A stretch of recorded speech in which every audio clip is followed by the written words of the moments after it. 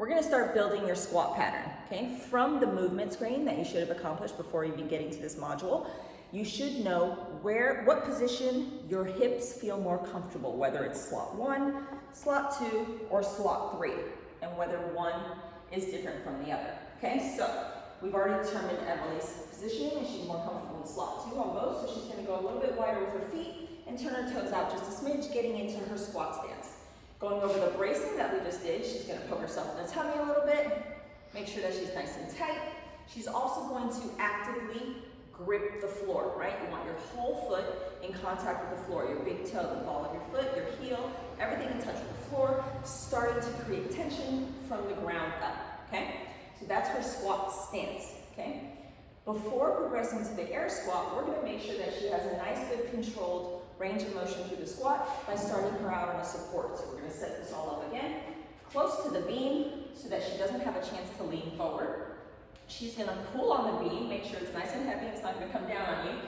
Pulling on the beam is gonna start creating that tension in her body. Again, she's gripping the floor and she's gonna start going down to the bottom of her squat, making sure that nothing shifts in her pelvis and she's working within her good range. From here, before adding movement, we're gonna start developing strength through the isometric hold, right? She's gonna make sure that all that tension is created in her body, the knees are not collapsing, the pelvis is not collapsing, her upper back is not collapsing in. She'll then release that. Beautiful. And you can work through that in your warm-up or until it becomes very comfortable, very doable. Then we'll start adding movement, okay? This is your general supported squat or assisted squat. She's gonna again grab the bar, create some tension, grip the floor, go down and up throughout her range, always keeping that tension on the bar. Good, try not to lean back. You want to load the legs, so keep your elbows bent a little bit more.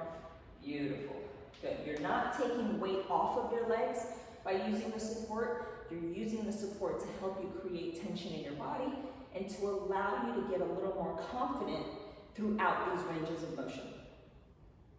Beautiful. From there, we'll then take her to the air squat, okay? So now she's responsible for creating her own tension in her body.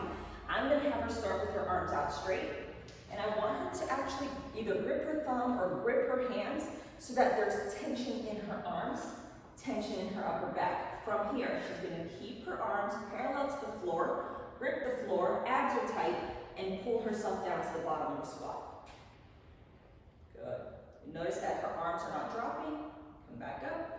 Again, same progression apply. We can start with the isometric hold. Again, keeping that tension in the upper back. If you notice that your arms are dropping, you're losing it in the upper back.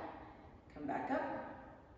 And then we can develop into the movement doing air squats. So just down and up, keeping all that tension, being conscious of what is happening in your pelvis, whether you're maintaining the proper bracing mechanisms. If you need to take a break and poke yourself in the tummy a little bit just to make sure that everything is turned on, please do so. Good, go and take a little break. Another trick that you can do to help you create some tension is to do a little press out at the bottom of the squat. So she's gonna start with the plate up at her chest. She's gonna go down to the bottom of the squat. She'll then press forward and back, and then stand. As that weight gets further away from you, you have to control it. You have to bear down. Your upper back has to stay tight. Gonna give me another one. And your abs have to stay super duper tight in order to resist any movement against that plate.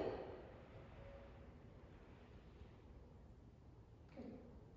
All of these should be done before you feel like you have earned the right to do any type of high intensity squats, back squats, front squats, cleans. Please make sure that all these you've checked all the boxes on these first, okay? Building a proper squat foundation is gonna be critical to you minimizing the risk of injury.